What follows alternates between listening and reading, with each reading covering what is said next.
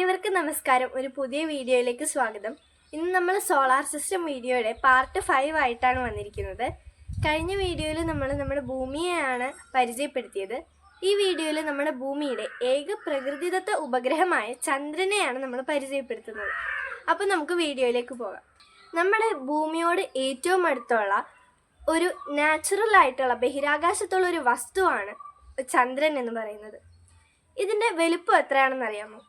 നമ്മുടെ ഭൂമിയായിട്ട് കമ്പയർ ചെയ്യുമ്പോൾ ഭൂമിയുടെ വെറും 1/4 ഭാഗം വലുപ്പം മാത്രമേ ചന്ദ്രനുള്ളൂ.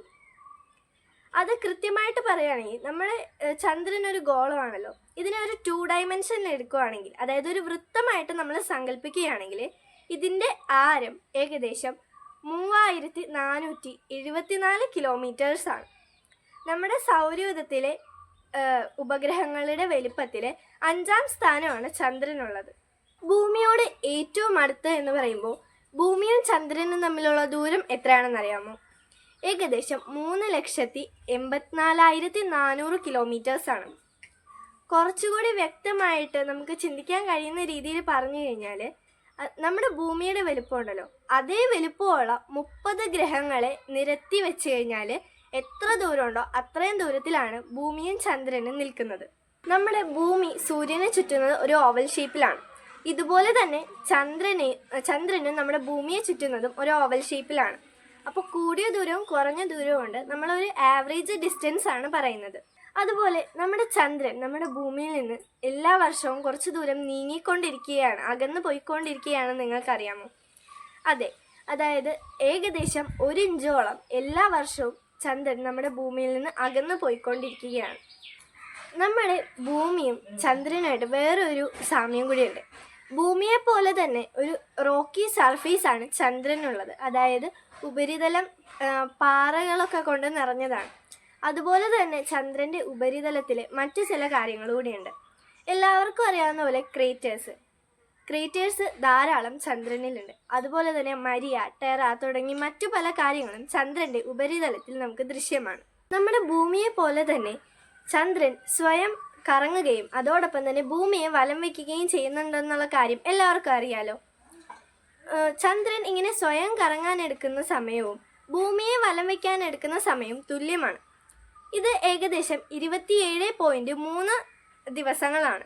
ചന്ദ്രൻ ഇങ്ങനെ സ്വയം കറങ്ങാനെടുക്കുന്ന സമയവും ഭൂമിയെ വലം വയ്ക്കാൻ എടുക്കുന്ന സമയവും തുല്യമായതുകൊണ്ട് തന്നെ ഭൂമിയിൽ നിന്ന് നോക്കുമ്പോൾ ചന്ദ്രൻ്റെ ഒരു വശം മാത്രമാണ് നമുക്ക് ദൃശ്യമാവുന്നത്. ഈ പ്രതിഭാസത്തെ ശാസ്ത്രലോകം ടൈഡൽ ലോക്കിംഗ് എന്നാണ് വിളിക്കുന്നത്. ചന്ദ്രൻ ഇതുപോലെ ഭൂമിയെ വലം വയ്ക്കുന്നതുകൊണ്ട് ചന്ദ്രൻ്റെ ഗുരുത്വാകർഷണ ബലം ഭൂമിയിലെ പല പ്രതിഭാസങ്ങളെയും സ്വാധീനിക്കുന്നുണ്ട്. നമ്മുടെ ഭൂമിയിൽ അനുഭവപ്പെടുന്ന വേലിയേറ്റം, വേലിയിറക്കം പോലുള്ള പ്രതിഭാസങ്ങൾക്ക് കാരണം ചന്ദ്രൻ്റെ ഗുരുത്വാകർഷണ ബലമാണ്. ചന്ദ്രനെ പറ്റിയുള്ള ഏറ്റവും രസകരമായ ഫാക്റ്റ് എന്താണെന്നറിയാവോ? നമ്മുടെ ഭൂമിക്ക് പുറത്ത് മനുഷ്യൻ എവിടെയെങ്കിലും എത്തിയിട്ടുണ്ടെങ്കിൽ അത് ചന്ദ്രനിൽ മാത്രമാണ്. അതായത് മനുഷ്യരാശി ഭൂമിക്ക് പുറത്ത് എത്തിപ്പെട്ടിട്ടുള്ള പ്രകൃതിദത്തമായ ഒരു സ്ഥലം എന്ന് പറയുന്നത് ചന്ദ്രൻ മാത്രമാണ്. നമ്മുടെ മനുഷ്യരാശി ഇത്രയൊക്കെ പുരോഗമിച്ചിട്ട് കൂടി ചന്ദ്രന് വരെയാണ് നമ്മൾ പോയിട്ടുള്ളത്. അതിന് പുറത്തേക്ക് നമ്മൾ ഇതുവരെ എത്തിപ്പെട്ടിട്ടില്ല. ഇതുപോലെ മറ്റൊരു രസകരമായ ഫാക്റ്റ് ഉണ്ട്. നമ്മുടെ ചന്ദ്രൻ ഭൂമിയെ വലം വയ്ക്കുന്നുണ്ടല്ലോ. ഈ വലം വയ്ക്കുമ്പോൾ നമ്മുടെ ഭൂമിയുടെയും സൂര്യൻ്റെയും ഇടയിലൂടെയാണ് ചന്ദ്രൻ കടന്നു പോകുന്നത്. ഇങ്ങനെ കടന്നു പോകുമ്പോൾ എല്ലാ മാസവും നമുക്ക് കറുത്ത വാവും വെളുത്ത വാവും സംഭവിക്കാറുണ്ട്.